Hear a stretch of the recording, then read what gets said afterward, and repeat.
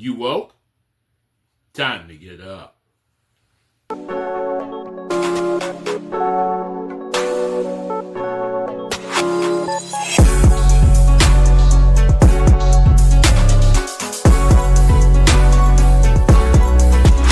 the Watch Your Walk No Speed Limit podcast. I hope you guys are having a terrific day. I am your host, Alvin. I know it's been a while, and maybe your first time listening to this.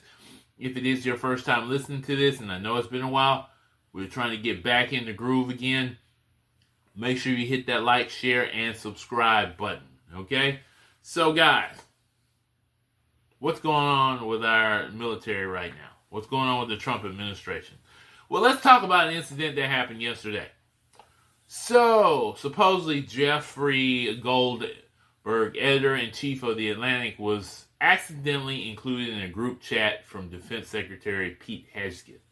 The chat gave specific details about planned strikes on Houthi rebels in Yemen.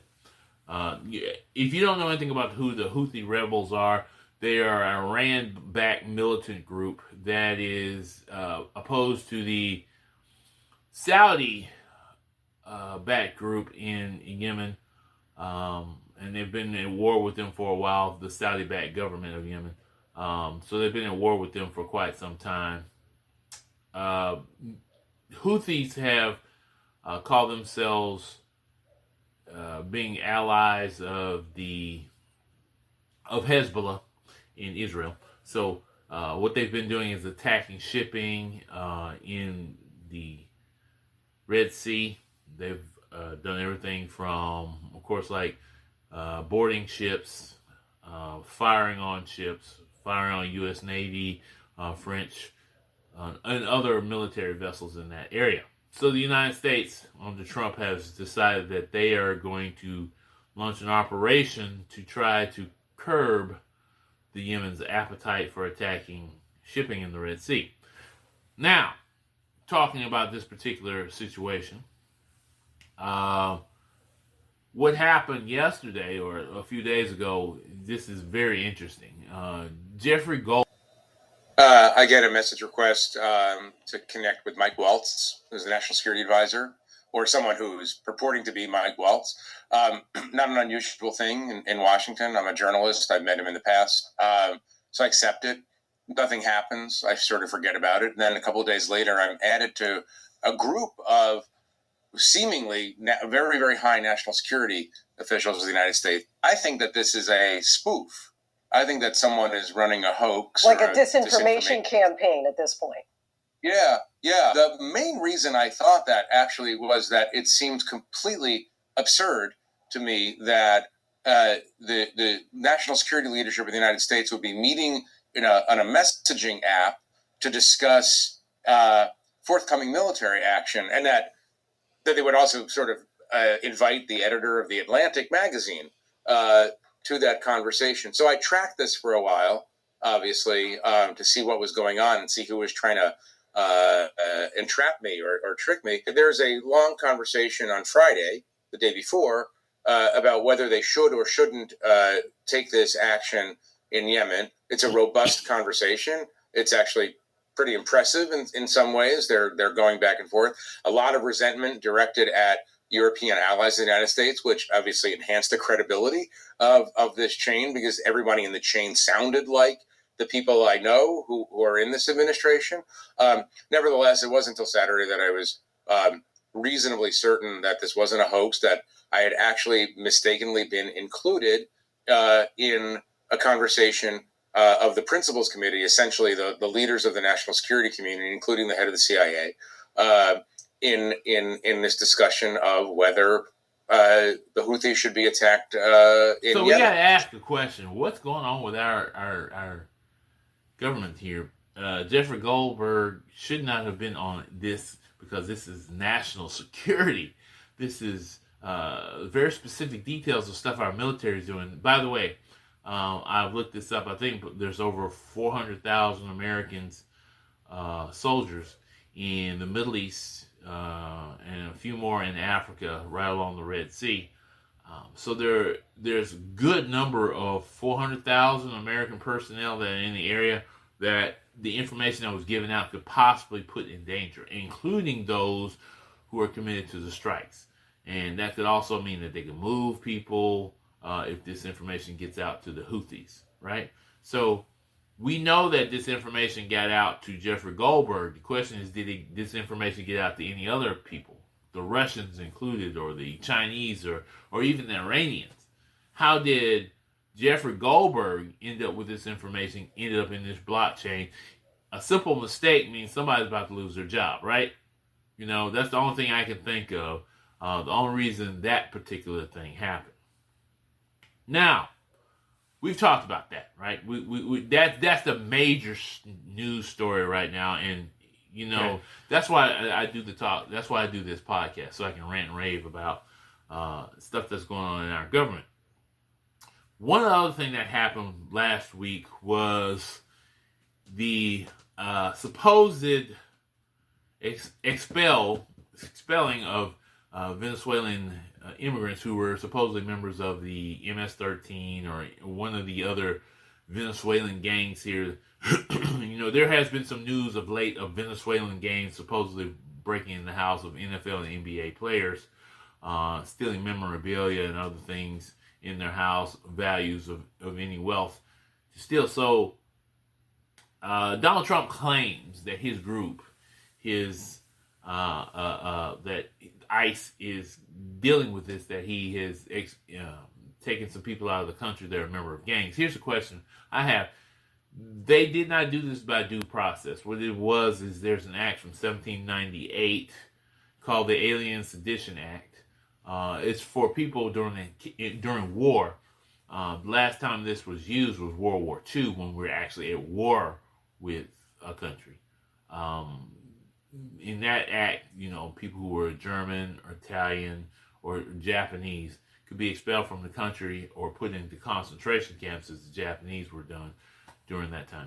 What they're done here is they're using this act from 1798 to expel these so-called Venezuelan gang members. Now, we don't know which ones were gang members or weren't.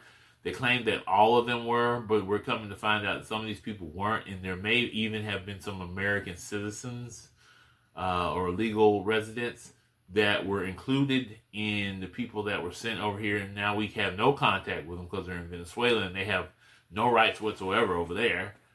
They're in their prison and their jail, not allowed to have contact, not allowed to talk to anybody. They're probably not even getting a lawyer right now. Maybe beat down, half of them may be dead by now. Who knows? Because Donald Trump and his crew decided to dispel these people. Now, another thing that happened in this whole process was this guy named Mahmoud Khalil. He was here on a student visa. He was, I believe, at Columbia University. During the war that happened with Israel and Hamas, the young man was protesting because, you know, there was what he called indiscriminate bombing and death of Palestinians in Gaza. And so he, along with others, organized protests where, you know, students sat in, people at buildings, they created tent cities and did all those things. The United States has expelled him from the country, saying that he is anti-American, that he has made anti-American rhetoric, and they're detaining him. He's not expelled from the country. It was alleged that he may be at Guantanamo Bay. He has since denied the allegations against him. He's also talked about how the United States is denying his rights. He is a legal resident. He is a green card holder. Therefore, he has many of the same freedoms that Americans who are American citizens have. And as a student, you know, one of the things the school is supposed to do is encourage their students to express their First Amendment rights. It is our right of Americans, or it should be of anyone, to protest or say how they feel or express how they feel, as long as it is not violent, as long as it's not traitorous, as long as it's not against the United States, as in a way which would harm the United States. And again, he was opposed to the war because his family, his people are from Palestine, and many of them were affected by the war. Many of them had died. People were hurt. People were displaced from their homes. All these things that we talk about all the time, right? So he was protesting this, just like the Americans that were there. But Trump, who is a big ally of Israel, decided that this man was a threat, and therefore he deserved to be deported, arrested, so on and so forth. So they're still trying to figure out what they're going to do with that. Now, here's the question. Both of these things are tied up in the courts. The Venezuelan gangs, actually, there was a court injunction against it, and Trump, border czar, I won't even talk about this dude, decided that, hey, we were over international waters. It was beyond the authority of the government. They were already headed to Venezuela. Too late. The court order. Now, the court is, of course, investigating the truth behind this. What did they actually defy the court order, so on and so forth. The border czar basically said, I don't care about the opinions of the court or any opposition to what we do. We're going to do it anyway. Then he comes on this weekend on Face the Nation and some other programs, and he claims that they will follow the law. Yeah, we will. But you can see the reluctance in his voice, and he said, "Yeah, I don't care about their opinion. We're going to continue to do what we do, what we think is best for the United States." Yada yada yada. Now, some of y'all cheering loud right now. You're like, "Yeah, that's wonderful." But defining the Constitution of the United States is something we should not cheer. If they defy the Constitution of the United States in the process of doing all these things that they're doing to people, then there's a problem.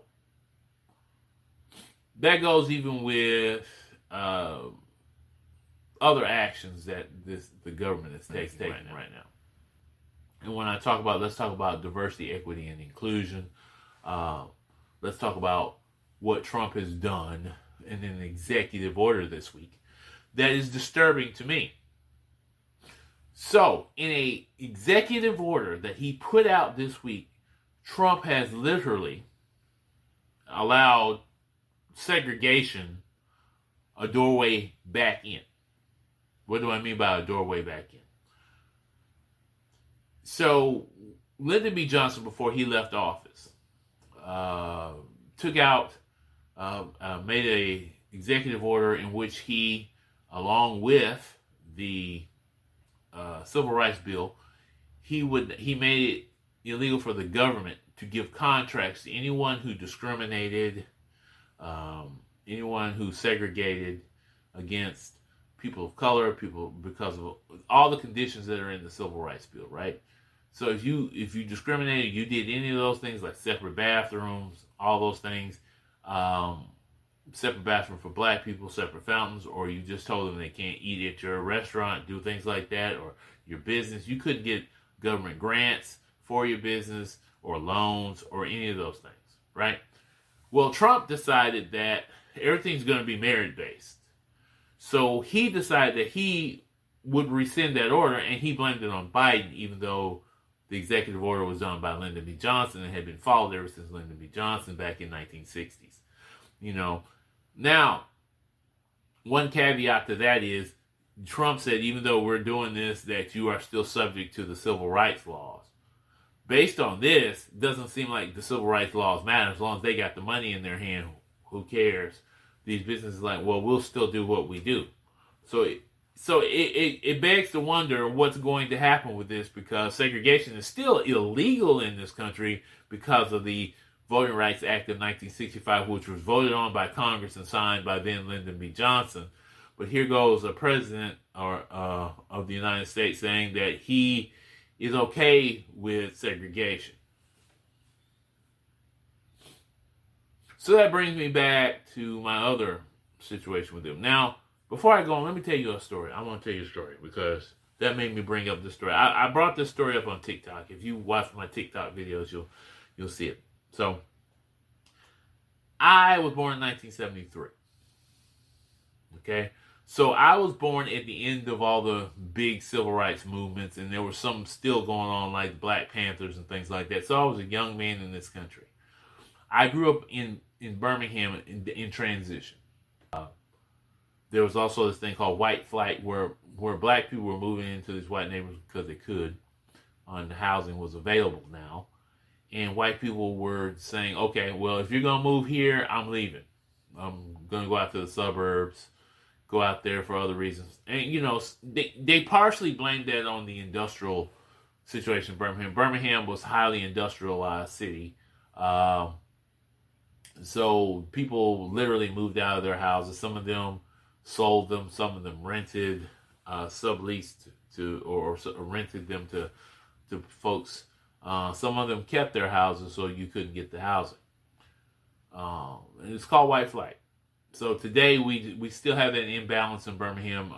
Birmingham proper, the city itself, is predominantly black.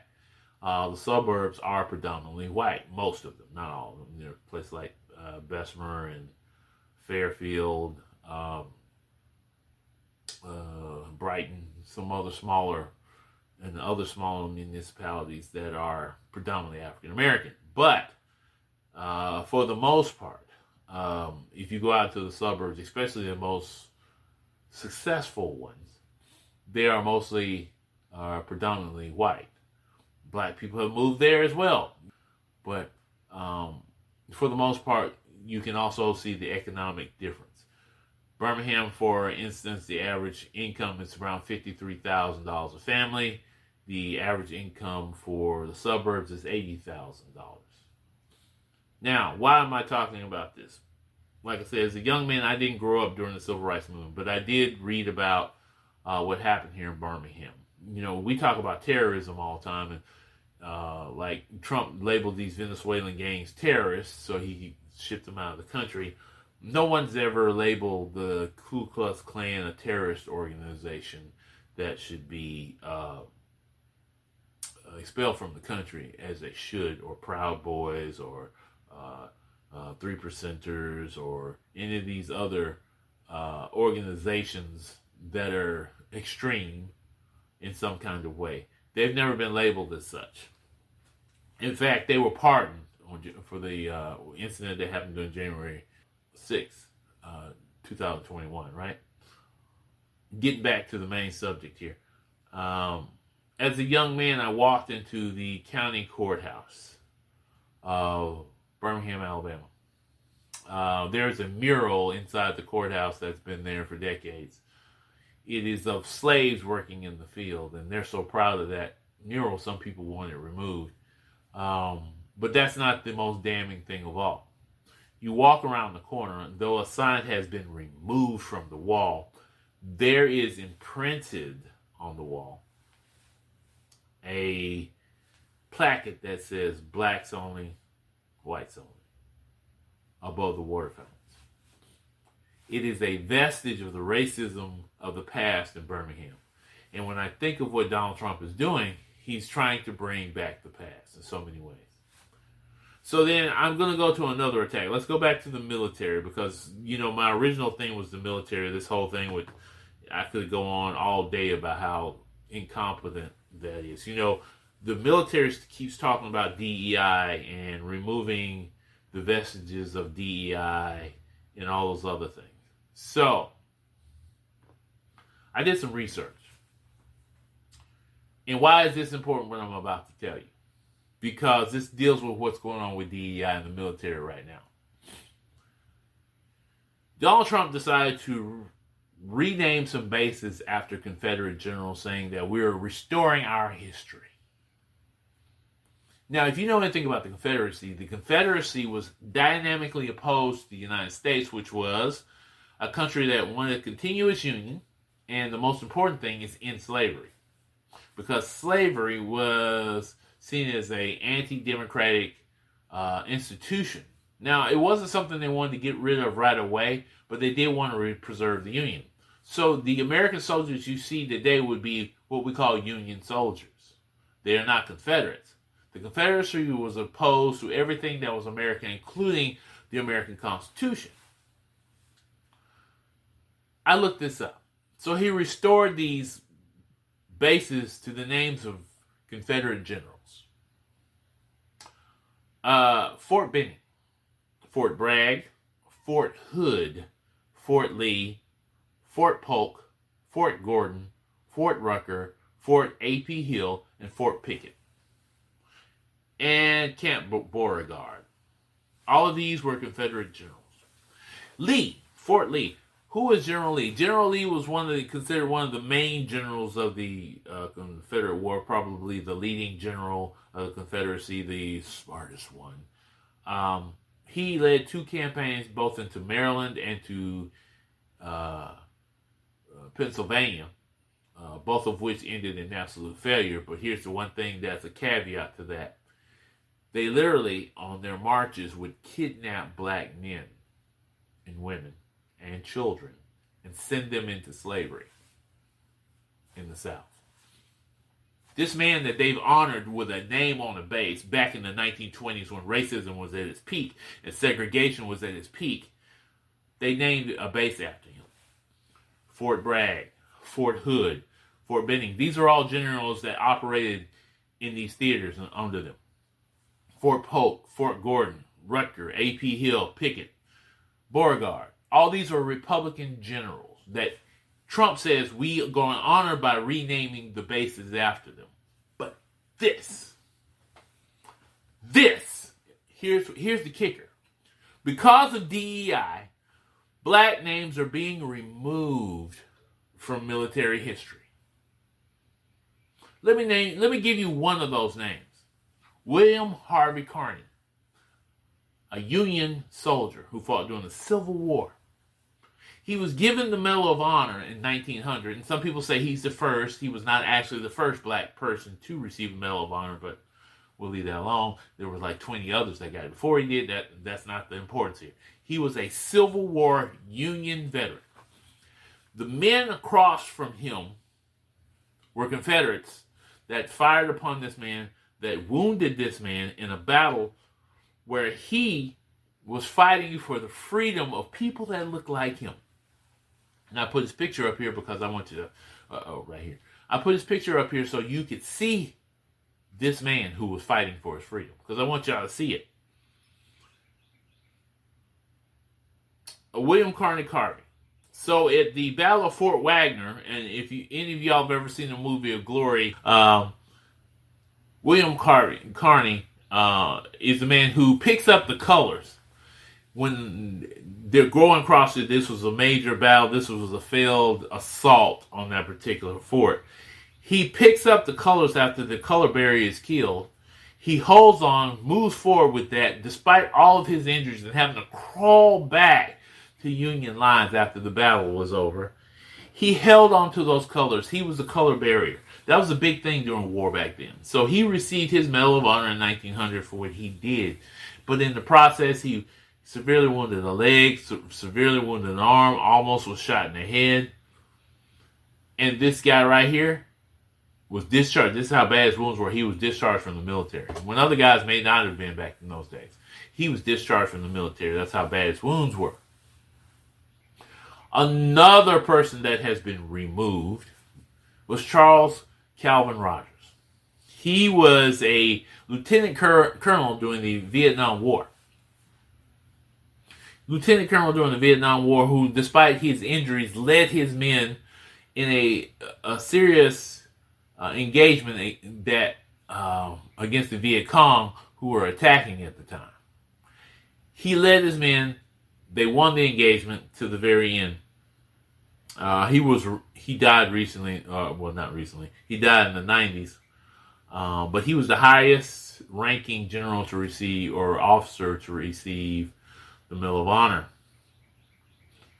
Now, why do I want to talk about that? So again, I've explained to you, they've named these bases after these Confederate generals who were opposed to the United States, who almost got arrested and jailed after the war for the crimes they committed against the United States, but instead they were pardoned, just like the January 6th folks.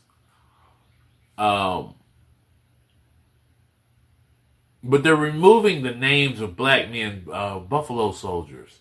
They're removing the 99th Division, the 23rd Battalion, the 238th Battalion, I believe. A decorated unit from World War II that lived in segregated American Army bases, who fought from beginning to end of that war, from their time of deployment to the end of the war, bravely. The Tuskegee Airmen. They're trying to remove these things, but they won't. They will put a Confederate military general's name on the base. Now, they claim that they're going to fix this. This is not what they meant by removing DEI, and they're apologizing and all that thing. The one that you keep hearing, the name that you keep hearing is Jackie Robinson, Jackie Robinson, Jackie Robinson.